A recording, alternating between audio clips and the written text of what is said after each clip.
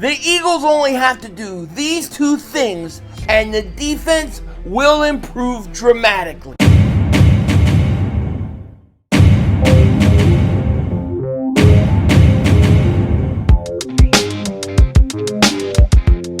Dallas still stinks. Yo, by the way, Dingbat here. So the Philadelphia Eagles are reeling after two straight losses, and I think they're in a must-win situation versus the Minnesota Vikings this week. There's no doubt about it. And while everybody is sitting there trying to figure out who to pass blame on this week, who's the reason why the Eagles haven't won or haven't done good on offense the last 2 weeks and really the whole year, I think that what we should really be focusing on is simple. We should be focusing on this defense and how to get better, because I look at the offense and I say, they've got the quarterback. Yes, I said it. They've got the quarterback, okay? I believe in Jalen Hurts. And all this talk about how it's all Jalen Hurts' fault and he is the reason he's close to getting benched or he should be benched, all the nonsense that out there, to me, is all a distraction from what really has to happen, okay? The offensive coordinator, the coach on offense, has to be better at what he's doing. Design plays, predictability, and the offense, the line needs to get healthy. All the things that they can do to get better on offense, they can do in-house. It's all there. They've got the talent to do it. However, when you look at the defensive side of the ball, this is where we need major help, in my opinion, because the help that the Eagles need can't come from the team they already have. They just don't have the players to do it. They are going to have to go elsewhere to figure out the problems, some in the secondary, but mainly at the edge rusher position. Remember, Zadarius Smith retired yesterday. The Eagles were already in need of another pass rusher before they had Zadarius Smith retire on them. So they're going to have to figure a way to make it work. They're going to have to go out and get an edge rusher. I think this is where Howie's going to go. I think he's looking at guys, and I expect him to make a significant move at the edge. There's talk about, would the Eagles be interested in a corner? Maybe, perhaps. However, I think you could get better in the secondary today. Today, right now, okay?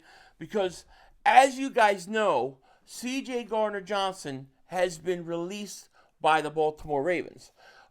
Ravens are releasing safety Chauncey Gardner-Johnson after the safety's agent, Kevin Connor, and the Ravens officially came to amicable mutual decision to part ways. The Ravens got another safety or whatever, and they agreed to move on. CJ was fine with that. He was on the practice squad.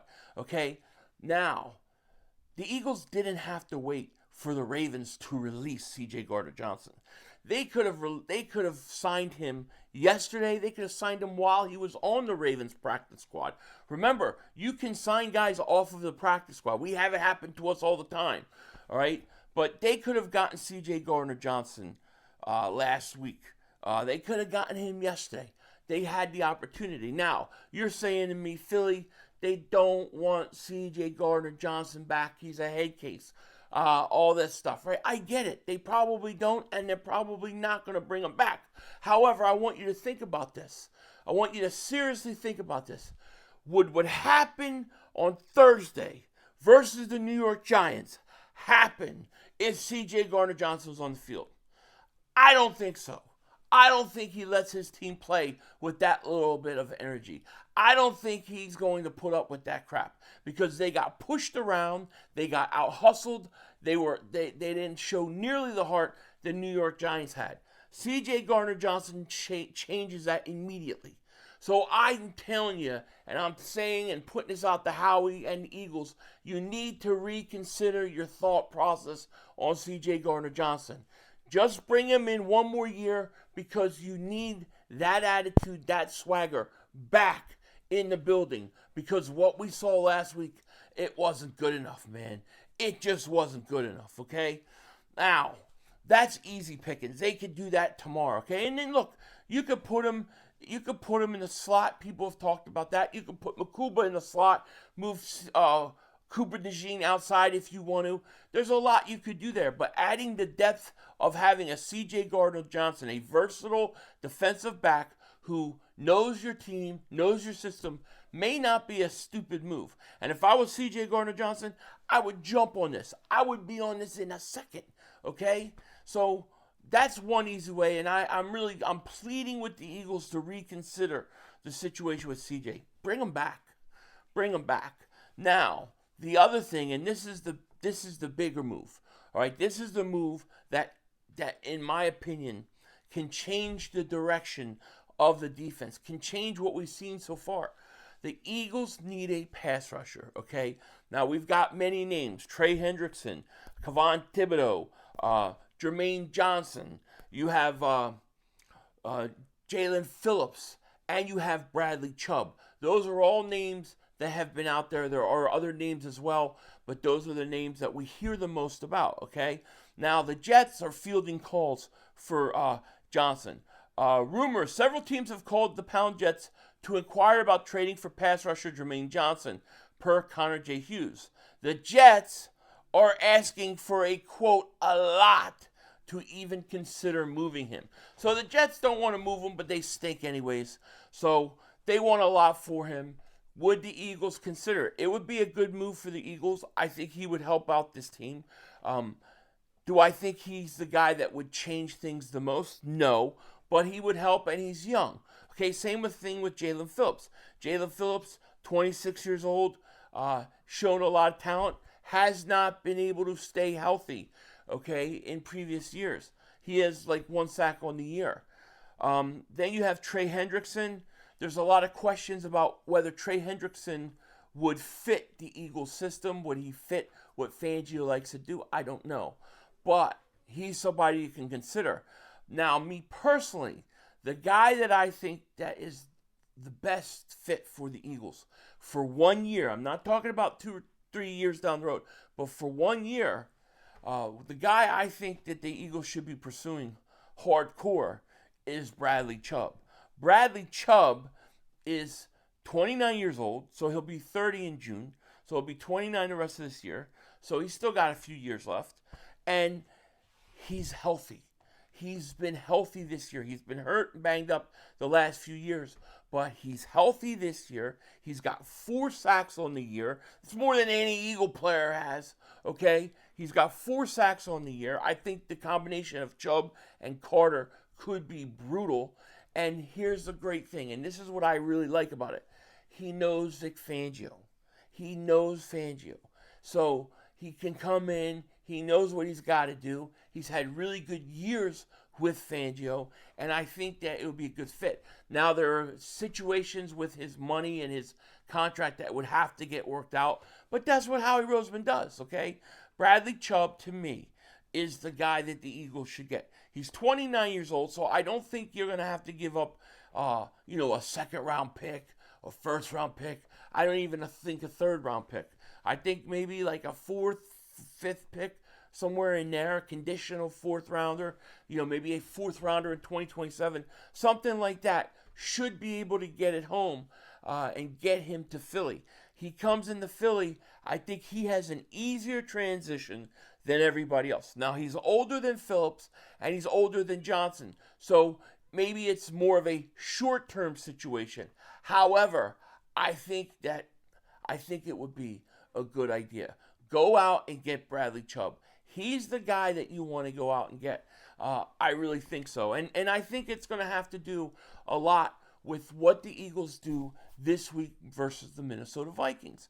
Will the Eagles go out and will they beat the Vikings and respond to the 2 losses they have?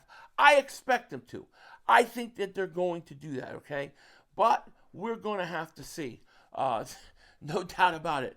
They're going to have to go out, and they're actually going to have to play. But Bradley Chubb, CJ Gardner-Johnson, these are the moves that I think the Eagles should definitely make if they're smart.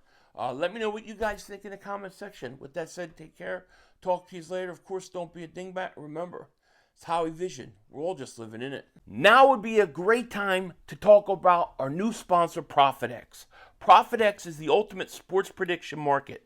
Join thrilling sweepstakes to make peer-to-peer plays with fellow fans. Set your own odds for bigger payouts. All legal in 40 states. Outsmart your friends. Elevate your game with ProfitX. All you got to do is use promo code Philly500 at the sign up to get up to $200 in ProfitX cash. That's $200 in ProfitX cash. All you have to do is use promo code Philly500. Must be of legal age. Void where prohibited. Start now at ProfitX. Oh, I love the Eagles this week. I got to tell you, I love them. -2 in Minnesota. Usually the home team gets 3 points for just being a home team. And when you see a road team -2, -1, those are the kind of games I like. I'm taking the Eagles. I'm also taking the over this week, right? The over-under is 43.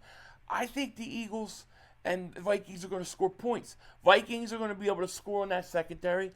And the Eagles, they're going to have to score points to basically cover that -2 points. So I like the Eagles and the over this week. That's my play. And if you like that, you can do that at ProfitX. You'll get $200 in ProfitX cash. Just use promo code Philly500.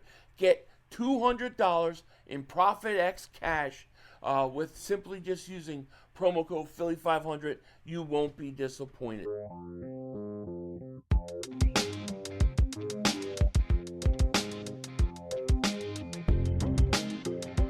All right, so we got a lot of games to stream this week, right? We got the Thursday night game. Then we got the Eagles, Minnesota. That's a 1 Eastern game. Then we've got Cowboys, Washington. That's the second game on Sunday.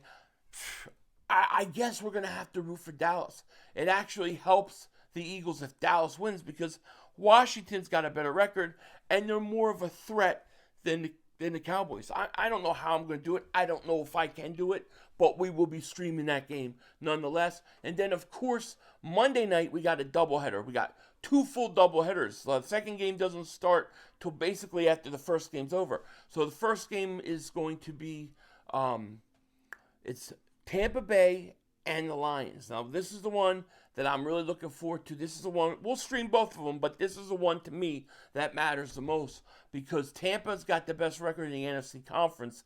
However, the Lions are coming off a loss. Tampa's got to go to Detroit. And if Detroit wins, well, then Tampa Bay's got 2 losses. Assuming the Eagles win, now all of a sudden that tiebreaker comes into play. You have the tiebreaker over Tampa, which is very, very important.